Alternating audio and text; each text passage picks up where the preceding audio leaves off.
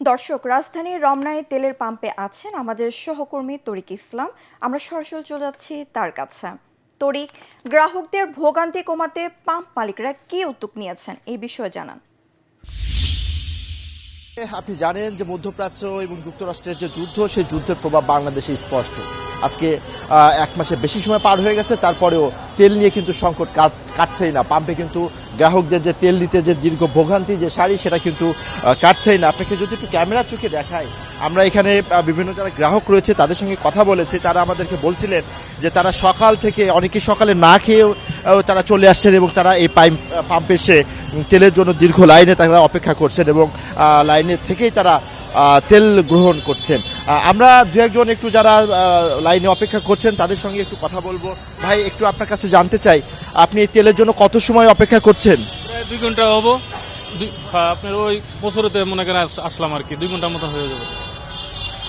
মারিয়া, আপনি শুনছিলেন যে 2-3 ঘন্টা ধরে কিন্তু তেলের জন্য অপেক্ষায় থেকে তারপরে তারা এসে তেল গ্রহণ করছেন। আপনাকে যদি জানিয়ে রাখি, এই পাম্পটি হচ্ছে হাইকোর্টের ঠিক সামনেই অবস্থিত এই পাম্পটি, এবং এই পাম্পে শুধু এখান থেকে না, এখান থেকে আপনার ইব্রাহিম কার্ডিয়াক হসপিটাল হয়ে ওইদিকে আপনার শিল্পকলা একাডেমি হয়ে তারপরে দীর্ঘ লাইন, এবং আমরা জানতে পেরেছি প্রায় 700 থেকে 800 গাড়ির একটা লাইন রয়েছে এবং তারা কিন্তু এই দীর্ঘ সময় অপেক্ষা করেই কিন্তু তেল নিচ্ছে। আমরা একটু ক্যামেরা চোখে আপনাদেরকে দেখাই যে এই যে ছোট গাড়ি, বড় গাড়ি, বিভিন্ন গাড়ির যেই সারি, সেই সারি দীর্ঘ থেকে দীর্ঘতর হচ্ছে।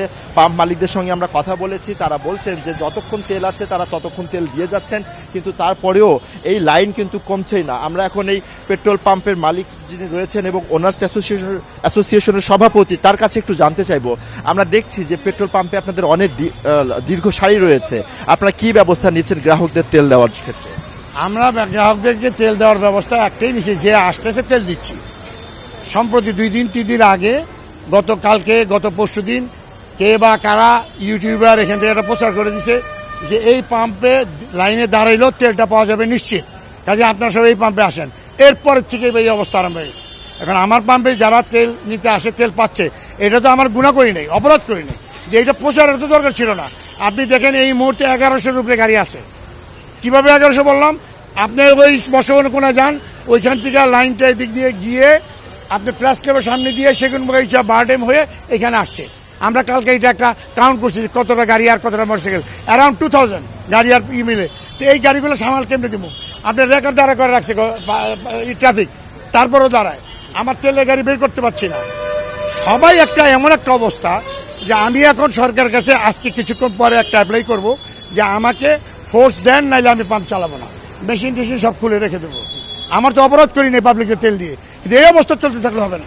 আপনি যে মোটরসাইকেল জিজ্ঞেস করেন, বলবে ওনাদের এখানে আসলে লাইনে দাঁড়ালেও তেলটা পাওয়া যায়।